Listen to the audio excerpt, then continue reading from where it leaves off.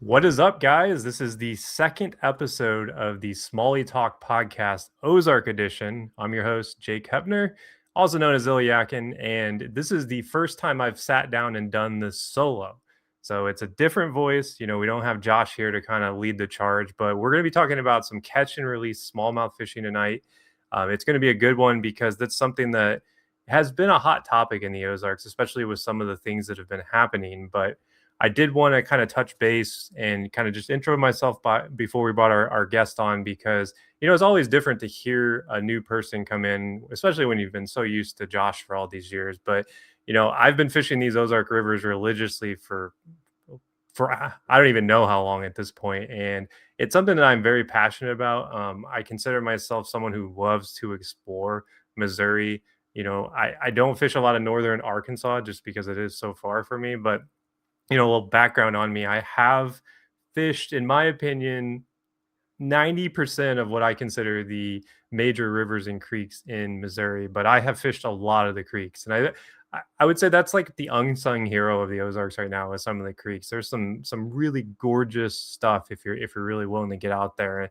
And that's the kind of stuff that I love to fish. And those are the most precious rivers, and these small streams are some of the most precious in the Ozarks, and that's the ones that I think actually benefit most from the thing that we're going to talk about tonight, which is the conservation aspect in the Ozarks. And I've got a guy on here who I think kind of outlined some pretty good talking points on this that was very practical when it comes to smallmouth catch and release only. So I'm going to bring him in, let him kind of introduce himself and talk about what he does in the Ozarks, because he's actually got a pretty cool gig going. What's up, man? Hey, so my name's Andy McEwen for everybody listening. I own a guided fly fishing service based out of St. Louis. We're called Loufly Guide Service.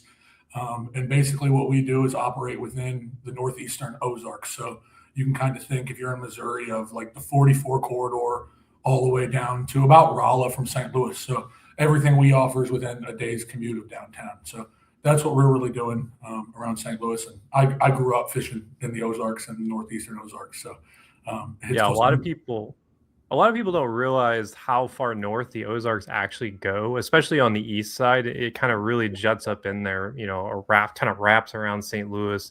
It kind of almost goes up to the Missouri River if you're really wanting to be like super technical. And the Ozark Plateau even is even more expansive. There's a whole thing on it. It's actually really interesting the way it's set up. But I think there's some really cool rivers that often get overlooked in the northern sections of the state. Yeah, I totally agree. And that's what we're trying to do through Loufly is just kind of expose people to some of these really cool waters. I mean, we have over 200 miles of river that's accessible within 2 hours of downtown, which is it's pretty cool when you compare it to rivers out west and rivers across the country. It's a lot of water close to home. Yeah, and I mean, they're not like super secret honey holes or anything for those that are concerned. Like they're arguably the most floated and fished rivers, some of them. I think most of the Ozark rivers do get a ton of pressure, and that's always a concern, I think, with a lot of people when talking about the Ozarks is like, oh no, more pressure, more pressure. But I think there's a pretty good chance that most of the major rivers are pretty exposed at this point. Would you agree? Yeah, I would totally agree. The big ones, people fish them. People fish them, and people have been fishing them for a long time. Now, there's different kind of boats now that you can access, and there's different little subgroups of smallmouth fishermen, right? So you see those, some groups more, some groups less, but people have been fishing smallmouth in these rivers for a long time. Yeah. And I think a lot of people love them or hate them, like the jet boat topic comes up a lot. They it's like, oh, well, what way before jet boats, things were way different. And then it's like, oh, way before you guys had John boats, things were way different. Oh, way before you guys wade fish, things are way different. It's always like the goalposts keep moving. And I think one of the things that I've always liked about the Ozarks is you see people doing everything: canoes, kayaks, flat bottom John boats, jet boats, rafts like what you have. It's a very diverse fishery. I always see somebody waiting when I go to an Ozark stream. I feel like it's like every time someone's out there waiting, and they tend to do really well because they're way more patient. Yeah, they fish those holes and those pockets a little harder than we would moving through them. I mean, a lot of times you're fishing on a raft or a kayak, you're you're hauling 10 miles of water, if not more than that a day. Right. And those wade guys are really fishing those pockets hard. They're finding those fish. And that's what I always tell people. Like there's one thing that I get on some of the content I make. I get a lot of comments like people saying like, "Oh, you didn't fish that hole enough," or like, "Oh, if you would have just sat there and fished that riffle for an hour." I'm like, "Yeah, I would love to do that, but when you've got I do long floats. I do 20-mile floats in the summer. You got like 15 miles in front of you. You can't sit there and fish a riffle for an hour. You gotta take your shots. It's part of the risk of doing some of those longer floats." Yeah, and I think again, it's just weighing that risk versus reward. I mean, there are days in the summer where I'll run brand new clients on a 12-mile float.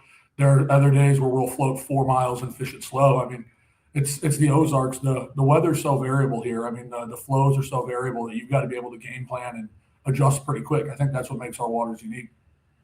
Yeah, and I mean, traditionally, Ozarks are very clear water, and Yeah. um, I I always go back and forth. Like I think on some rivers the fish are very spooky, and I think on other rivers they don't get spooked as easy because they're just way more used to it. Now, I've always preached like the old stealth aspect. Like I think if you want to be stealthy, it makes sense, and that's another thing that I often go back and forth on. Some of the heavy float tube pressured rivers. I've seen some hilarious clips of people casting in a float tube and catching, 18 to 19-inch smallmouth. And that always makes me laugh because everyone's always so hyper focused on don't spook them. And then you've got 100 floaters going down the river and this guy's casting a tube behind them at their tube and they catch a fish. And it makes you wonder, like, maybe these fish are like conditioned for some of this pressure. I mean, honestly, it's being on the river a lot of the times with a lot of floaters around us on these trips. I mean, people have been floating these creeks and these rivers for 40 years. I mean, there have been outfits down there that have been pumping canoes and kayaks and rafts out for a long time. And I think over 40 years, fish just get used to people being around. I mean, some of these smallmouth are 8 years old living in these creeks and older. You don't live to be that long as a native fish without adapting to what's around you. So I think there are certain creeks we guide that are very clear where those fish, in my opinion, should be a little more skittish, and they're not. But when I think about it, I mean, my parents were floating this back when they were my age and when they were younger than me. So the genetics of these fish have seen floaters for a long time. I don't know. There might be something there, but I agree with you. I agree with your observation.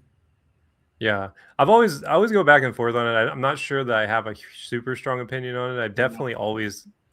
I always try to be like a little bit cautious when it comes to spooking fish because I mean, clear water, low and clear water is so tough. It is just so tough. Now, high and clear, you get a little bit more wiggle room, but it, I think that's something that's actually been a challenge the last probably year and a half in the Ozarks and it makes me wonder if it's probably why some of the fishing has felt a lot worse. It's just how low the water's been. I cannot remember a period where we've had less water than we have the last like 14 months. It's been pretty brutal, and I think that really does impact fish more even than pressure. Just water, high water is bad, consistent high water not good, consistent low water equally not as good because fish get trapped, they get put in places they don't want to be. I can think of a very specific example of one of the rivers that I fish quite regularly where a lot of the fish have moved up into creeks and they basically got trapped in there all season. They were like, and I went through the creek right before the fall transition. And I was like, all right, where are these fish at? Let me go look at this creek where I know they spawn. And my theory was, is they went up into there, the water got super low. They just stayed in there all year because they didn't really have a choice. And I think that's like one of those things that a lot of people overlook in the Ozarks because they are more of these shallow streams that water levels and being this low has made it very, very difficult to fish in a lot of areas. Yeah, I mean, I totally agree. I mean, last year, for example, we got significant rain up until the river started coming down in around June, July, where they were like good and consistently floatable again in the Merrimack Basin. And then we had no rain until a few weeks ago, where those ups and downs and not really having anything in the middle puts a lot of pressure on those smallmouths. And they're going to move different. They're going to hold different. I mean, these are native fish that are trying to adapt, and they're going to be in different spots. That's what makes our rivers challenging when we have those low water seasons and those high water seasons. And the high water seasons, I just don't feel like are as frequent anymore. I mean, we'll get a lot of water and it'll flood our rivers out, and we'll go guide up the creeks and have a great time. The creeks are up; it's a little more fun to fish, but that doesn't necessarily mean it's a good thing. That just means we're adapting to where those fish are. But Yeah. there's been low water recently. I agree. Yeah. And one of the I talked to a stream biologist at the Let's Go Fishing show, actually, a couple of them, and one of the things we were talking about was the high water events. And he is obviously not a Missouri guy; he's actually an Illinois guy, but he fishes over there a lot. But he obviously understands the dynamics of it, and he was talking about how the biggest enemy to a smallmouth population specifically in those rivers is the high water events during the spawn, because a river can absorb one bad spawn in like half of the river, or let's say the whole river goes out, it can absorb like a season of that.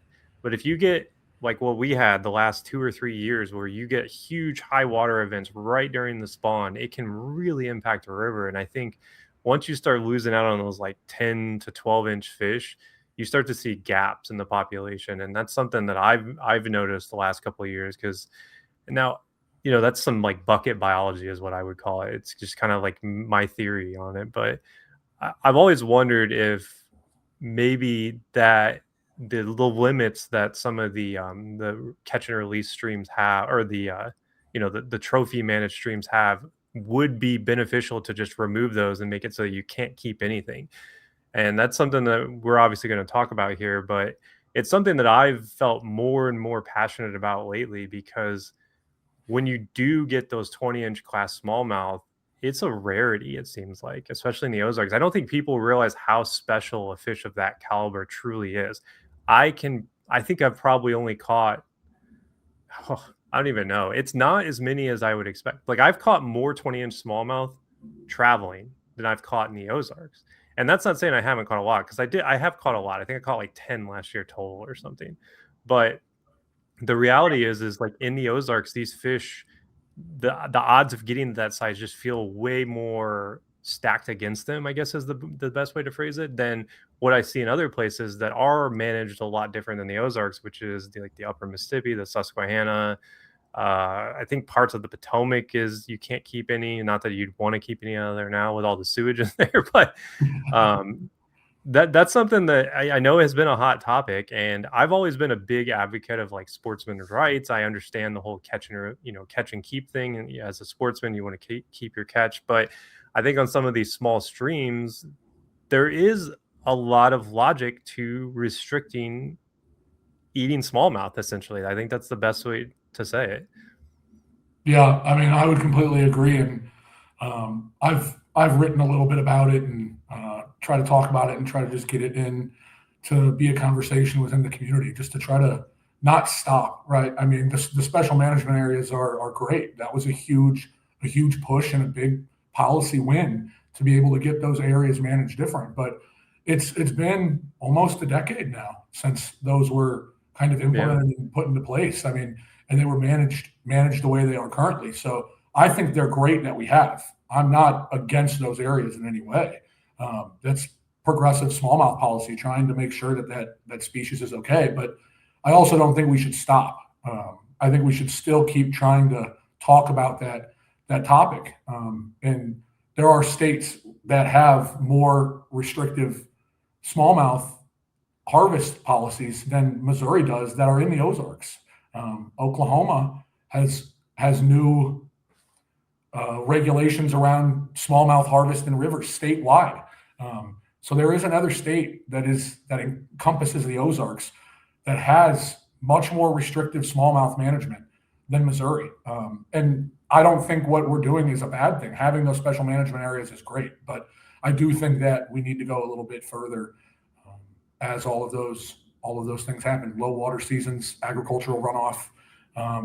We can I just think the ag thing, list. that's a big problem. It's something that I think agricultural runoff, and just like the way the erosion in the land and the way it's changed their rivers has had a huge impact, where if we didn't have all those other variables like pollution and all that stuff and the land runoff and like all these man-made changes, just because of like developments, even like cul-de-sacs, you see more and more houses and resorts going up along the rivers, which is just the natural progression of life. I'm not going to deny that. But I think if we saw less of that, having more stringent restrictions on smallmouth wouldn't be as dire, but they're essentially, facing a stacked deck. They already have to fight all these, you know, man-made problems on top of the fact that everybody's trying to catch and keep them. And um, it's a tough one because I know there's going to be someone out there listening that loves to catch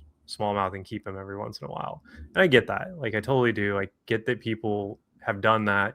But I think the problem is if we enjoy this, we have to take some sort of next step to maybe a little bit more restrictive measures just because of how fragile some of these streams are. Like I've seen it firsthand where I've gone through a special management area and I won't name the river. And it actually happened this past spring.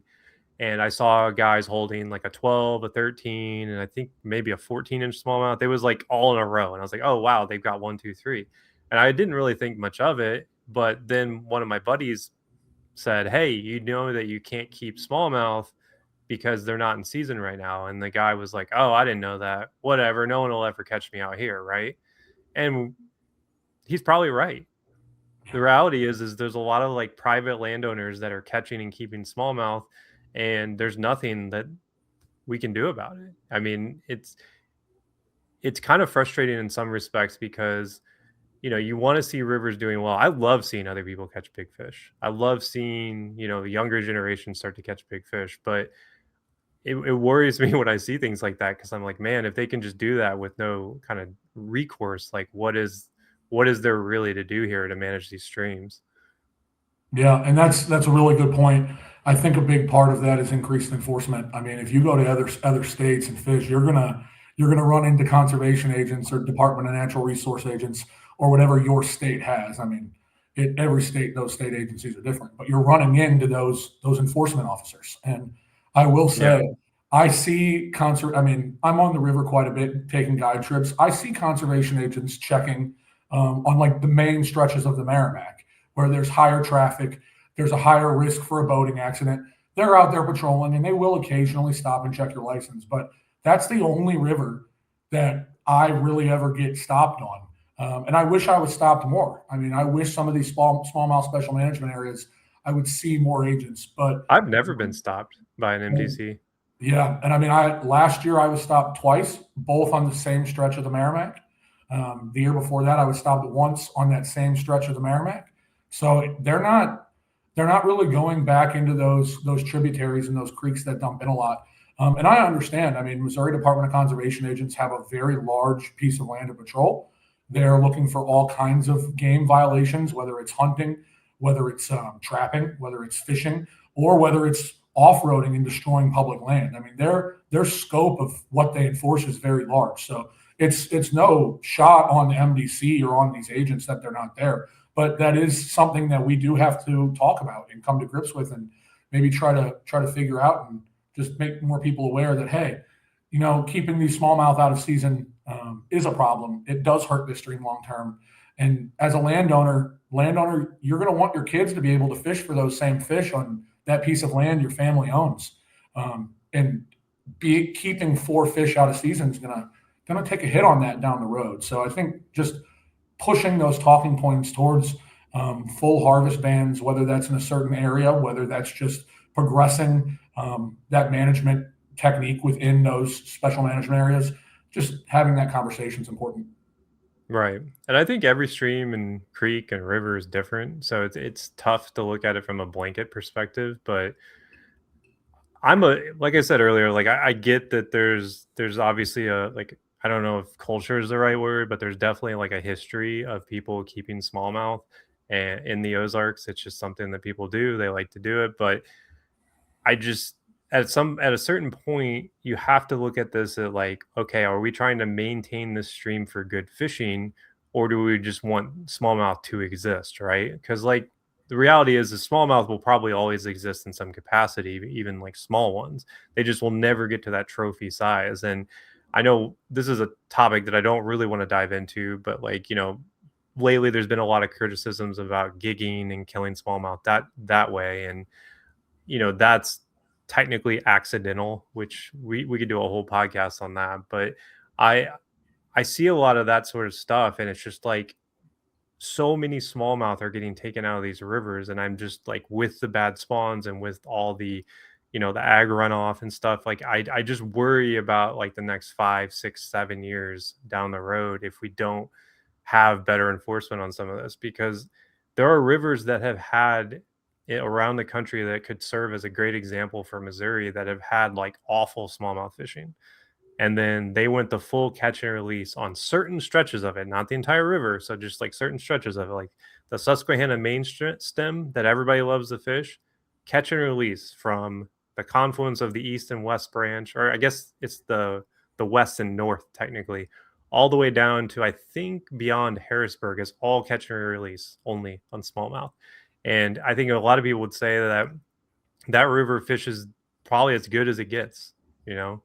So that's a good case study and why catch and release could actually benefit the Ozarks.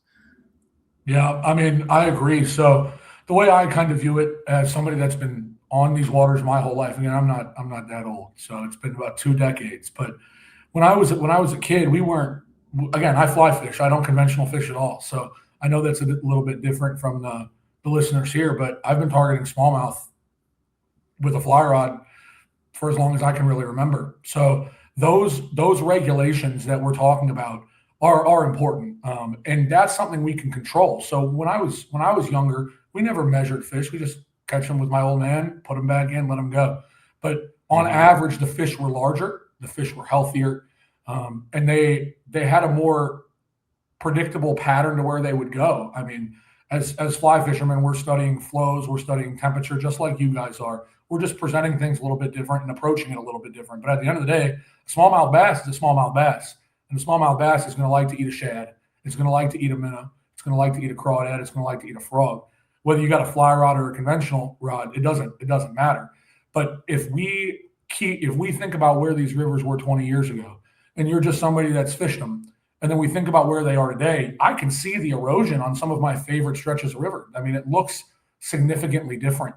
And that's something that we can't really control with ease. We can't just pass a policy to stop erosion. There are a lot of things that we've got to do as a society to try to mitigate some of that. That's not an easy policy move, where the MDC has authority over smallmouth regulations.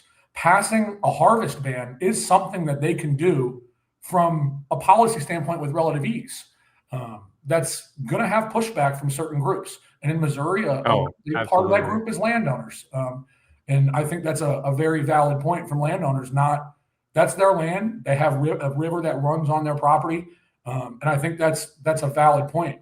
But what I would say is that's a resource. I mean, that is equity right there. That is something that increases your property value when you have a solid fishery. So instead of thinking of it as a restriction of freedom, from a landowner standpoint, think about it as the state protecting your assets. The state's making sure that the assets that you hold that create value within your property long term are protected. No different than protecting your right to farm. Protecting that asset as a landowner is an important thing. And we've seen what's happened in Montana and Colorado and even in Arkansas when waters are designated trophy waters. The property values in those areas increase, and those landowners see revenue increase from rafting, from canoeing, from campsites. Landowners can increase their prices when they can market that water is trophy water. So Yeah. while I understand there is a piece that, we want to be able to keep the fish that our property backs up to or that flows through our property, and I think that's completely reasonable. It should also be looked at as an asset to your land, because at the end of the day, I'm a landowner. You want to make sure your land holds value, and that your land 30 years from now, when you pass it down to your kids, that it has equity to it, right? That they can step on that land, use it in a way that brings them happiness and can generate revenue. That's an important conversation that, I think is just another point to why a harvest ban wouldn't just be for us smallmouth fishermen, right? Like we're smallmouth anglers. We're coming at it from a very narrow lens. We like smallmouth, we like catching smallmouth, and we want to see them protected. But protecting smallmouth helps other stakeholders and other people in the community. I just don't think people have necessarily been talked to about that side of what a harvest ban would do. I mean, that would allow all of these little resorts within the Merrimack Basin to be able to market. There's trophy smallmouth water here that these fish, we have seen a change over the years from having a harvest ban on how their populations have got better. There are classes, every class of fish is solid. And like you said, there are other case studies like the upper Mississippi, like the Susquehanna, that you can point to and say, hey, this has worked. Now, our rivers are spring fed. It's a karst landscape. So it is a little bit different than those water systems and those watersheds. But I don't think it wouldn't hurt to try, right? Like you said, there's a lot of other variables we can't control. We can't control within a day if people are going to pollute. That's long-term policy change in working with farmers all across the region, where you can implement a harvest ban on certain waters based off of what the MDC kind of feels is the correct choice. But I think it's time to kind of push that envelope a little bit. Yeah, I'm pretty pro keeping fish when it comes to like lakes, and if you want to keep fish that you catch in lakes, by all means. But that is, lakes aren't real, and that's a pretty controversial statement. But like they exist because they're rivers that have created these impoundments. They're usually stocked. They can be maintained in ways that are more, artificial is the best way to describe it. And you can't really do that as well with these streams. It's just really hard. When a stream dies, let's just say the smallmouth fishing just nosedives, it's gone. And I can think of two right off the top of my head. It nosedives, it's not fishing great. It's going to take decades to get back to where it was. And that's not even being over the top with it, because like a smallmouth in the Ozarks grows small or slow, rather. Very slow. They are a slow growing species. Sometimes if you want to get like a good population of like let's just say 17 to 19, we won't even say 20, because I think most people would be satisfied catching a nice 17-inch smallmouth on a trip. Those take a while to get to that point. Oh yeah, they really do. And they're very particular fish. It's especially in the Ozarks. Like I feel like we start to, I take for granted how many 18s I caught 3 or 4 years ago, and how hard it was for whatever reason the last 2 seasons to catch those very same fish. And I don't know if that's just the cyclical nature of the river. It could be, but some of the evidence that I've seen out there maybe makes me think like, oh, there's probably more to this than just, oh, more people are fishing because of COVID and they caught all these fish, or oh, it's just we didn't have a good spawn. I was like, okay, well, what happened to the fish that were already in the 17s? Why aren't they growing into these 18s, 19s, and 20s? So there's always like, I think as anglers, we're always trying to like, I don't know if like look at it through a different lens, like, okay, well, what's really happening here? And we'll never really truly know. But I think like it is a pretty low risk, low problem to make some sort of like harvest ban on certain stretches of rivers. And I would love to see what it does to, like, we'll just use the Merrimack for an example. If they did it on the middle Merrimack down to a certain point and said, okay, no keeping on this for period, that's it. I would love to see the survey results from like 5 years of that. Just give it 5 years and report back. And then they could kind of take that and extrapolate it to some of these other rivers, like, like the Gasconade, the James. I could go on and on about all these rivers that could probably benefit from stuff like that, but you don't really see it. I mean, I think the Gasconade is probably one of those rivers that does have, in my eyes at least, one of the biggest populations of smallmouth, just numbers wise, because it's a long river. It is a long river, and I feel like there's a lot of fish in there. But even that river, to me, hasn't fished as good as I remember. The last handful of trips I've been out there, it's been a little bit more stingy, and I don't know if I can equate that to pressure or what. But there's a lot that could be said about like looking at doing a example from a river like the Merrimack being a harvest ban just across the board for a certain section, and seeing where the data lands. I'd love to see that. I don't know that we ever will in our lifetime, but it'd be something that I would love to push for. So, and I mean, I totally agree. The primary stretch of river that I guide on is the Middle Merrimack, and that's a long stretch. I mean, we're talking about, depending on what you categorize it as, around 60 miles, and it can be Yeah. even a little bit longer depending on what some people consider to be the lower end of the Middle Mac. And the fish in that stretch were different 20 years ago, and I think most people that fished it 20 years ago would say that same thing. Now, I think another thing that we, as smallmouth anglers, a lens we need to look through is the lens of the food source, the forage for smallmouth, right? So if we can better understand how populations of shad are doing, how populations of darters are doing, how populations of long-eared sunfish are doing, and crawdads are doing, that's going to give us insight to how smallmouth bass are doing. And the MDC is incredible. I mean, they're one of the most well-funded state conservation departments in the country. We're unique in the way that they're funded through a state sales tax that's in our state constitution. It doesn't have to go up for vote like the state sales tax to fund the Department of Natural Resources. We have a very resourceful Department of Conservation that knows what they're doing, that is leading the way within smallmouth science for this region. But models only model, right? Models only can model so much. And at the point where we are implementing a harvest ban, whether it's for a period just so they can come in and see, okay, for this 10-year window or this 5-year window, here's what that harvest ban did, and let them give us the results of that, I think would be important, because they're the experts here. They're the ones that have these degrees. They're the fisheries biologists. They're the black bass biologists.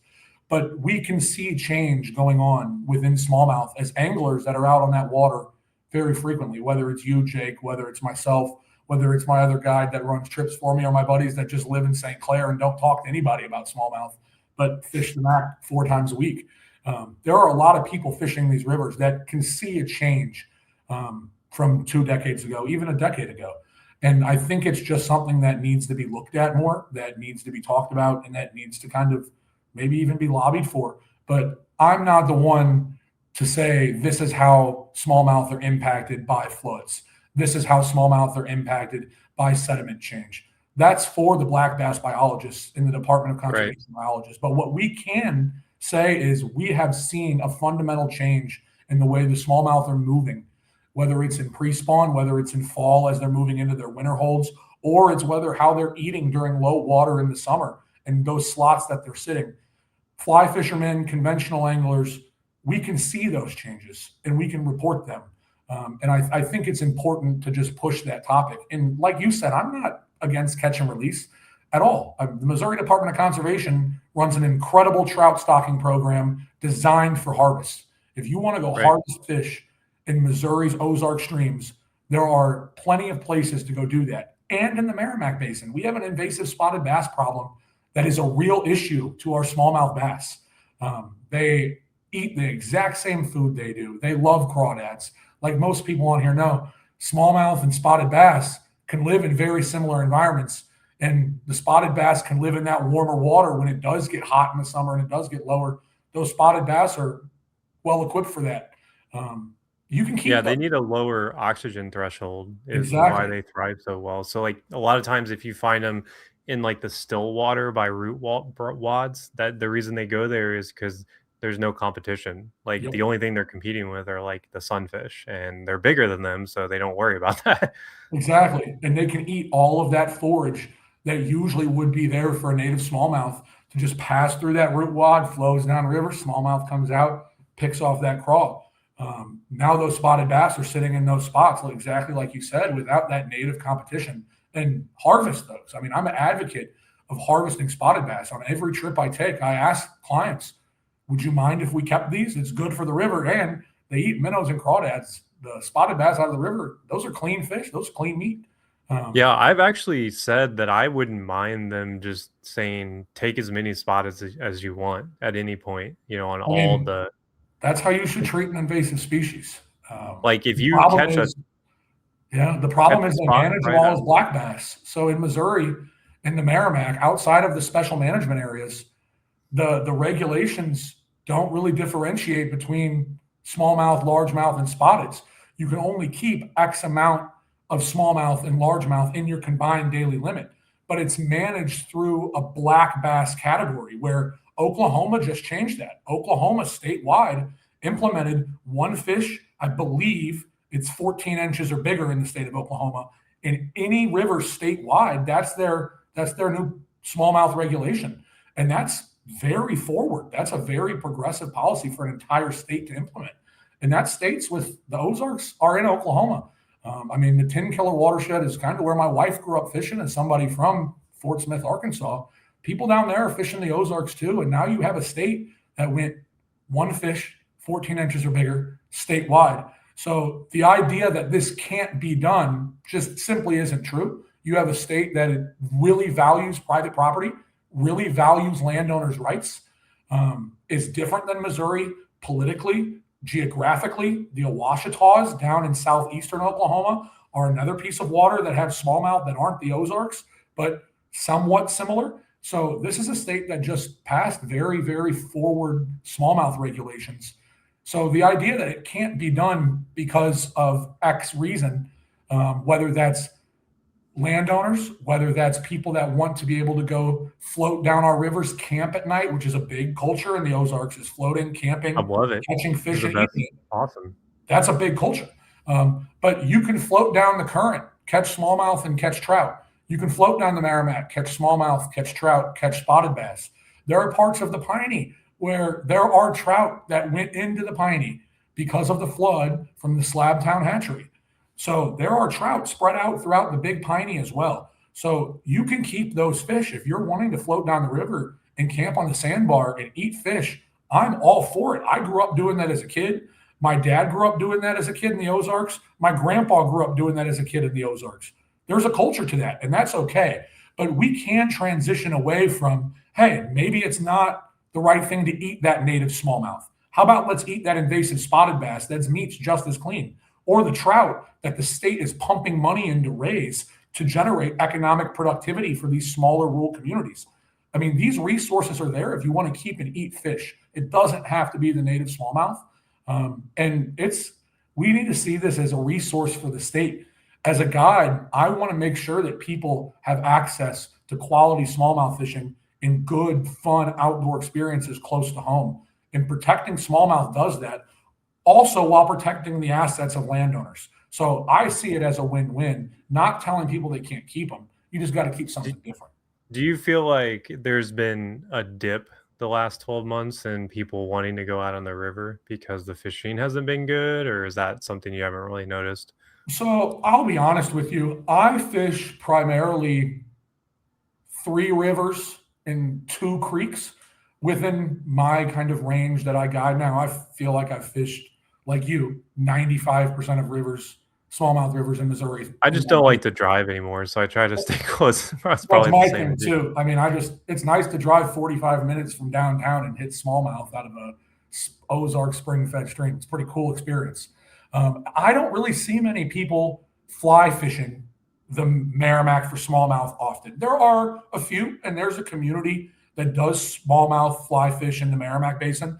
But the conventional anglers, the tournament anglers, have been there for a while. I haven't seen a dip in them. But I feel like I have seen a little bit of a dip in just the basic recreational floater. I don't see many of them fishing anymore. Where when I was younger, a lot of that recreational crowd fished as well.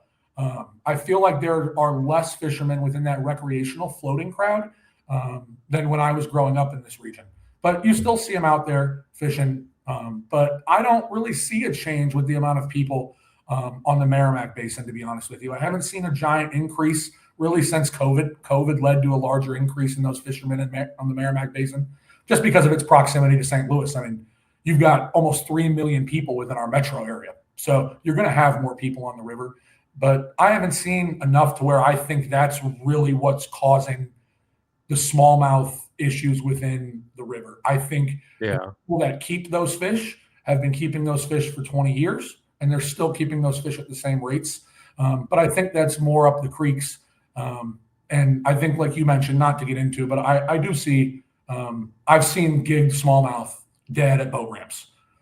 I've seen it happens. Which is unfortunate. There's a wide variety of causes. But the first thing we can do is say, okay, let's not keep them. Let's create a smallmouth harvest ban, whether it's a stretch of river, whether it's a half of a river, whether it's from the spring down. However, the MDC recommends doing that.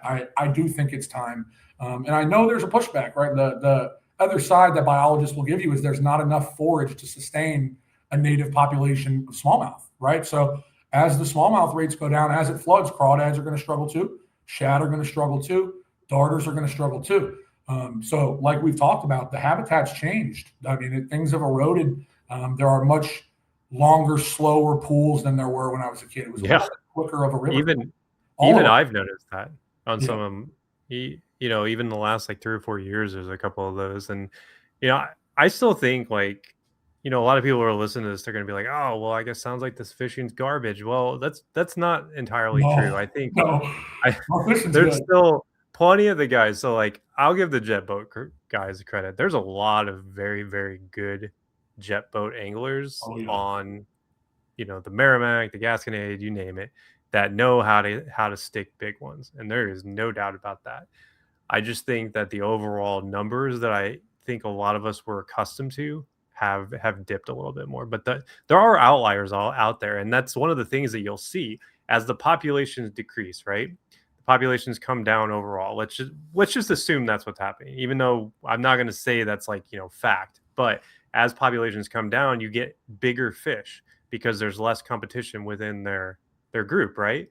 But the problem is like, then you're trying to find that one fish in the needle in a haystack. There's a couple rivers like that I feel like are prime examples of that don't have a lot of smallmouth, but when you do catch one, it's a big one. It's usually like an 18, a 19, a 20. And it's one particular river. I'm not going to name it because we promised we wouldn't name that kind of stuff on this. So I'll try to keep it in my back pocket. But that river is a prime example of a smallmouth population. It's kind of a tongue twister, leading to bigger smallmouth when you do catch them. So, I mean, I don't know, maybe for some people they like that, but I personally would rather have numbers. I would rather be able to go out and feel like, okay, I have a good chance of catching a quality fish. I don't have to catch giants every day to feel, like I've had a good day. But some people are different. I mean, people fish for different reasons. Some people go out and catch 50, 12-inch smallmouth and feel great. And I mean, that's great. I mean, you're out there fishing, you're doing what you love. That's the important part. But I don't know. I agree. I mean, that it's what every angler prefers is different. I just want to see a healthy population throughout the classes. I'm not the kind of person that's going out there with the idea that I'm trying to target a 20 every time. I want to show my clients a healthy smallmouth river, what pretty spring-fed smallmouth in the northern Ozarks look like. If you're wanting to target big smallmouth and that's your thing, the Ozarks isn't where you're going to come. That's not where you're going to travel to. If that's your mission, is to simply target numbers of big fish. Somewhere, someone's listening to this being like, well, that's not true. I catch 20s every week. And people do. And people catch big ones. And we catch a lot of fish that are 18 and bigger, which on the fly, that's what I'm considering big in the Ozarks. I mean, an 18-inch smallmouth. Dude, if I caught a 16 on the fly, I'd be ecstatic. It's a lot of fun. It's a lot of fun. But like you talked about, these are old fish. I mean, to get 18 inches within the Merrimack Basin, that fish is around 10 years old. And not all fish even reach 18 inches within the basin. I think that's a thing a lot of people realize is it's like there's short people and there's tall people. It's the same with smallmouth. Some smallmouth just don't grow as big, even though they're that same age. So going out there, and if you're wanting to just say, I want to go hit 5 18-inch fish in a day, the upper Mississippi is going to be where you're going to want to travel to, not the Merrimack Basin. But if you're wanting to experience spring-fed, clear, karst landscapes with giant bluffs on the northern edge of the Ozarks, where we have native smallmouth, and in the Merrimack, I can't find any history of smallmouth stocking. So these are northern Ozark strain smallmouth that are native to our rivers. And that's a really unique thing to be able to do in clear, shallow, fast, chert gravel, turquoise pools. It's a unique experience. And I think being able to say, hey, we've got smallmouth within 45 minutes of downtown St. Louis, just hop on the highway and you can go find 16-inch fish roaming around. It's pretty cool. I want to make sure that we can do that in 20 years. and in 30 years, and that my kids can go do that, just like my dad did, like my grandpa did. And I think that's what's important to all anglers, is to say the next generation is going to have something that they can hang their hat on and say, this is good. The generations before us made an impact. There was a generation that passed special management areas to where you can only keep one fish over 15. And then the next generation put into place harvest bans with on certain stretches. And now it's our time, as right now those kids are probably 8 to 10 years old. When they're 28 like myself, it's going to be their time to advocate for the next thing. But I don't think we should stop trying to advocate for further protections of smallmouth, especially in a region where you have plenty of fish to harvest. I mean, we stock trout everywhere. We've got invasive spotted bass everywhere. You can find fish to keep. So, I mean, gigging is a huge culture too. You want to go gig suckerfish, nobody's stopping you. I mean, jump out on a kayak, The shove a more the big light merrier, on it, and man. throw a spear. I mean, nothing's stopping people from harvesting suckers gigging. So there are fish that you can harvest and eat and float down the river and still get that shore lunch experience without killing the native smallmouth. Because they're the fish of the Ozarks, man. Like that's our hyper predator in our rivers. We don't have muskie in Ozark streams. Those aren't native here. We have smallmouth, and that's the fish in that river. That's the top dog. Yeah, I would hate to see a world where smallmouth are just, I don't even like, a rarity Me in the too. rivers. Like it wouldn't feel right. There's something about like floating past a bluff wall, having a smallmouth blow up on your lure, Yep. and you're just holding it there, and it's just something that I can't really explain it. You have to like do it. And the Ozarks, and we talked about this on the first episode. It's like the Ozarks are just different. They're so calm, and like every fish to me, feet over like 16, 17 inches always excites me every time, because I know that that fish has beat the odds. Because even though it may seem commonplace for a lot of people, when a smallmouth spawns, it's got hundreds of thousands of eggs, these smallmouth, when they group up. And for one fish to grow to 17 inches is like astronomical odds. And that's why fish have so many babies, right? They play the numbers games. But to get to that point is just like, that fish has beat the odds. And I always think that that's really cool to think about. And I will give MDC credit. I like that they put the literature and the like, the kind of like, hey, smallmouth are slow growth, and they put those signs out there saying like, yeah, it takes this long to get to this point, it takes this long to get to 18 inches, it takes this long to get to 20. And I think it's good for people to see that, because like now they might look at something like that and be like, yeah, maybe I won't keep this, and I'll just keep this largemouth or something. And I'm not trying to pick on the largemouth, but let's be real, largemouth grow quicker, they're more adaptable. And if the rivers ever got to the point where smallmouth weren't in there, largemouth are going to move in and take over with spotted bass. Like, it's just inevitable.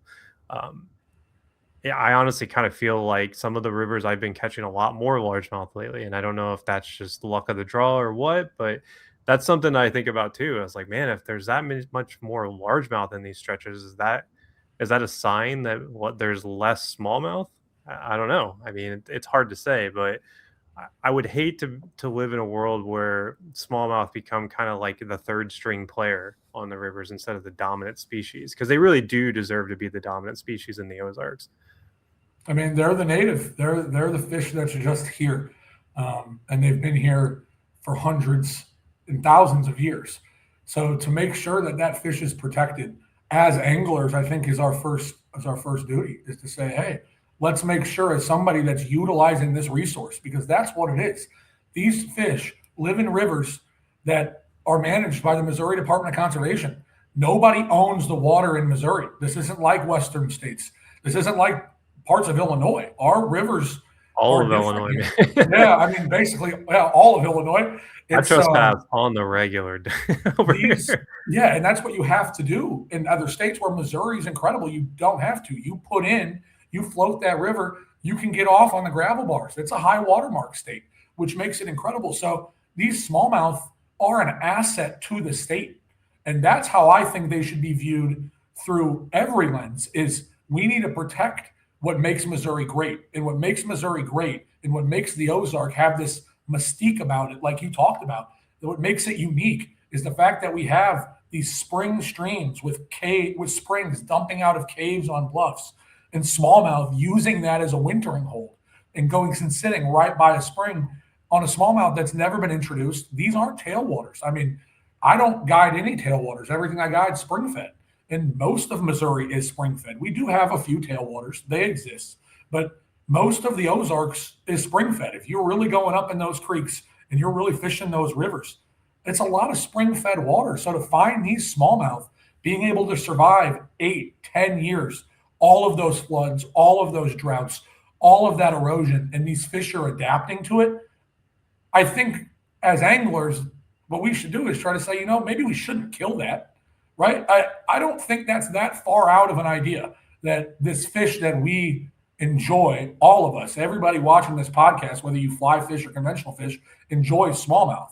If we want to enjoy smallmouth and have that for our kids, we need to protect them now. So this idea that not harvesting smallmouth is some far out concept to me. While they're an asset to the state and landowners, I just think it needs to be talked about in a different context. Smallmouth can bring a lot of economic development to poor rural communities within the Ozarks that could use it. And you see that in places like Cotter, Arkansas, where fly fishing is blown up in 25 years because it's managed as trophy waters. And those aren't even native fish. Those are fish that have to be reintroduced. Trout, right? So that's a fish that's managed through hatchery programs. All we have to do is say, hey, let's not keep these smallmouth. Let's let them operate on their own. They're a native that have been here before we have. And let's respect them and not keep them. At the same time, it helps rural communities economically. So it just needs to be talked about in a way that's not just to anglers. We need to talk about this to everybody. People who fish one time a year because they own property on the Merrimack need to understand that smallmouth is driving economic development within your community. And I think that's an important way to approach the conversation when it comes to harvest bans is you're not taking away freedom. You're protecting an asset for the people in that community. Yeah. And I think people would be surprised how many people yearly come to the Ozarks to catch smallmouth, camp, fish. Like it's higher than we'd imagine. Like, oh yeah, I would challenge you. Like, if you go down the river and you see all these people floating, start asking them where they're from. You're going to run into a lot of locals, but you're going to run into people who are like, oh, I'm from Indiana, or I'm from Nebraska. Oh, I drove down from Wisconsin. Like, even though Wisconsin's got arguably 10 times better smallmouth fishing than the Ozarks as far as size, but there's people coming down there just because they want to experience that. And you take one of those variables away, then you're starting to be like, maybe we shot ourselves in the foot here by not being preemptive on, preventative on these problems. Like, it's so hard to be reactive to population declines. It's next to impossible. In fact, like, you're better off being preventative than you are trying to react to a population decline, because a fish population in decline is just, that's what it is. It's in decline. You have to build it back up from the base. You can't just say, okay, well, I'll stock some fish, little band-aid on it. It doesn't work like that. There's much more, complexities that go into a stream, more so than a lake. A lake is more of like, a terrarium, essentially, the man-made structure where they can control it a lot more. Now, lakes obviously go through a giant entropic upsurge when they first make the lake, because all the nutrients that get washed into that, and it makes the lake better for X amount of years. And the beauty of rivers is that they don't have to worry about that, because they constantly are getting fresh nutrients washed in from the shore, from high water events, trees falling into the water. There's so much coming into a river at any given point. But the problem is because rivers are volatile, those populations are way more vulnerable to man-made issues, to pollution, to some of the things we've talked about tonight. And I would love to see, just, maybe we're wrong. Maybe we're sitting here, we're saying all this stuff, and MDC is like, well, actually, the numbers say that the fishing's better than ever. I would be surprised to hear that. But I think there's nothing wrong with broaching this conversation just to get it out there, just to start thinking about it from a different lens, because there's a lot of people out there that are very set in their ways when it comes to fishing the Ozarks, and they're going to listen to this and be like, nah, you're trying to take my rights to keep fish away. And I get that. But at the same time, like, are you taking someone else's right away to even catch that fish to begin with? And that's a difficult conversation to have for a lot of people because it is a very philosophical one. If you think about it, it's like if one landowner harvests 15 smallmouth upstream from another landowner, he's kind of, he's taking that fish from them. Now they don't get an opportunity to catch it because they harvested it before it could even get to them.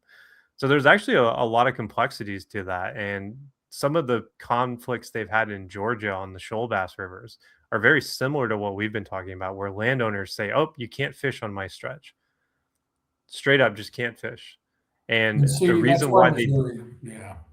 and the reason why they did that though, and this is what I think Missouri would have to avoid, is that people were harvesting giant shoal bass in that section while they spawn, coming there, big chain stringers, pulling them up, devastating the river.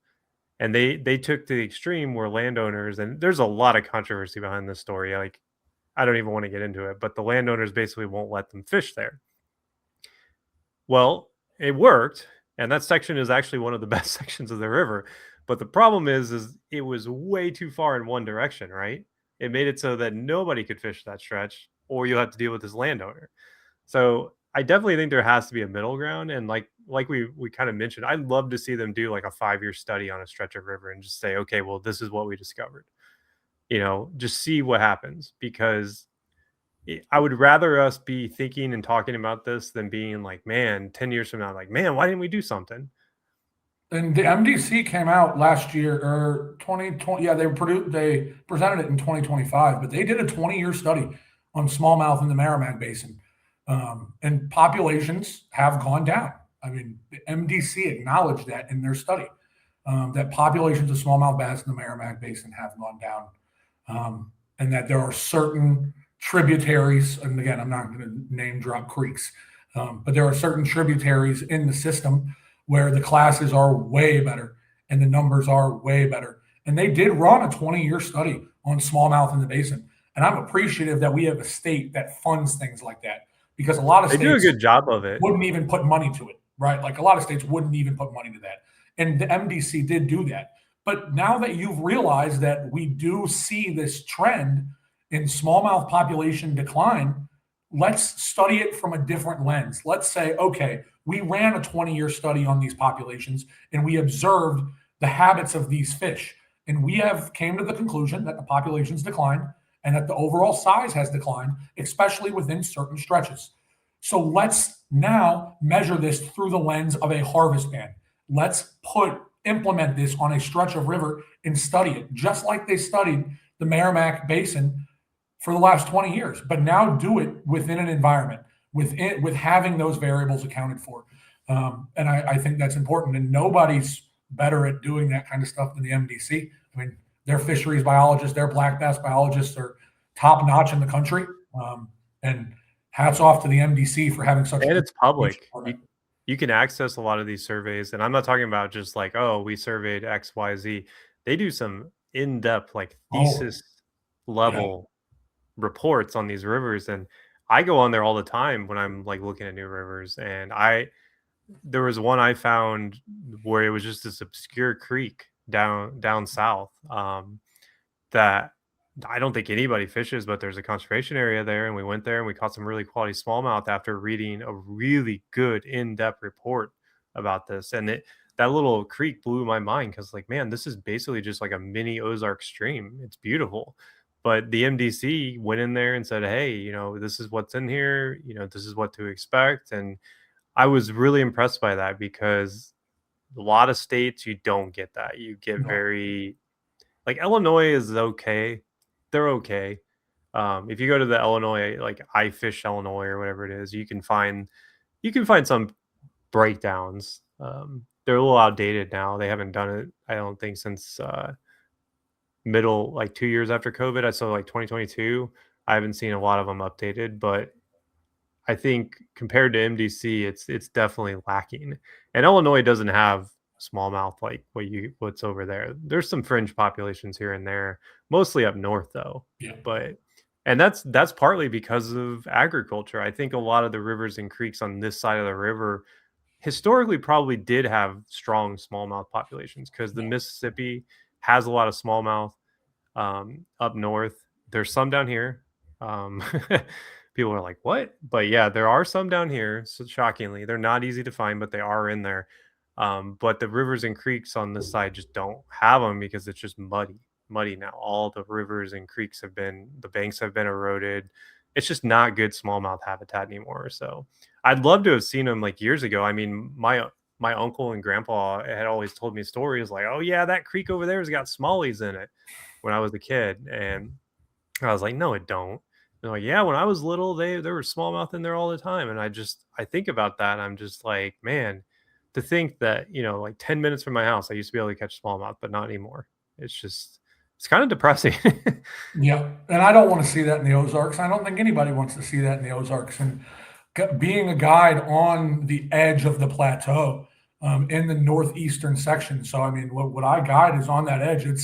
These are very volatile rivers. They can flood quick, they can come down quick, and they can stay low for a Yep. long, sustained period of time.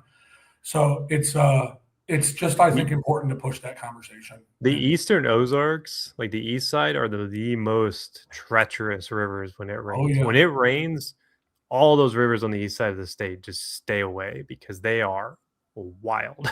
I'm talking like pretty much all of them. They really get. I don't know if it's just because of where the runoff from everything, but they are some of the scariest ones when the water gets high. Like the St. Francis floods. I feel like every spring people are talking about like, oh man, our house got flooded, and you see it like 15 feet above its banks. So yeah. And I mean, the Merrimack's the same way. I mean, it always floods. I mean, it floods out every year. It doesn't even matter. I feel like the Merrimack absorbs it a little better for whatever reason. With the St. Francis, it's just like, nah, we're just going to be chaotic.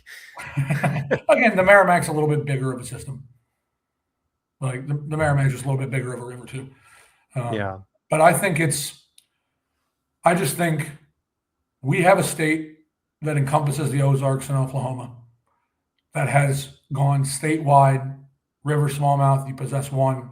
And like I said, I think the limit's 14 inches, the length limit, one fish over 14. If Oklahoma can do that, Missouri can do that. And that's kind of where I'm at, is even if we don't want to make that full push towards a harvest ban within the next few years, we need to push the talking points past smallmouth special management areas and having statewide regulations on river smallmouth. There is another state in the Ozarks that has done it. I think it's time for the state that has the majority of the Ozarks to do it. Missouri has more Ozark than any other state within it. So if you've already got one state doing that, I just see Missouri as the next one to follow. We've got an incredible Department of Conservation. And why not be that state that has the full harvest ban? Why not? Why can't that be us? There are other systems that have done it. This idea that this is some impossible feat that can never be met, I just don't subscribe to that opinion. I think it's something that you have to convince people of. You have to tell them that it's just more than one perspective when you're putting a smallmouth back and not harvesting it. There's a lot of variables in play about a smallmouth's value, the value of it to an individual to have a shore lunch, the value of that to local guide services like myself and other guide services that are operating in the Merrimack Basin, the value of that to retired anglers, people that have spent their entire lives working to be able to retire and go catch trophy smallmouth. Do we really want to be the state that falls behind in progressing smallmouth policy? Or do we want to stay that top tier state that stays on the edge of, you know what, we're going to protect smallmouth. We're the Ozarks. We're a unique state that is kind of undervalued throughout the country in our smallmouth fishery. Let's protect these. Let's create trophy areas, and let's become the beacon for smallmouth management outside of the north and the east. Let's be that beacon. And I think Missouri and the Missouri Department of Conservation fiscally are in the perfect position to be able to take that leap.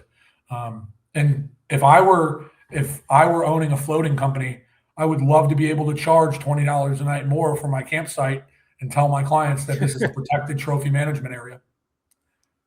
Yeah, I mean, it's worked in other places. It could certainly work here, but and we've already got the infrastructure. I mean, there are several outfitters within the Merrimack Basin that are bringing in significant amount of money, very large operations that have a lot of economic revenue generation coming through.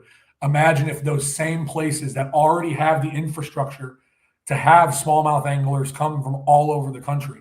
They've got the cabins, they've got the shuttle services, they've got the food, they've got the power, they've got right everything structurally is already in place.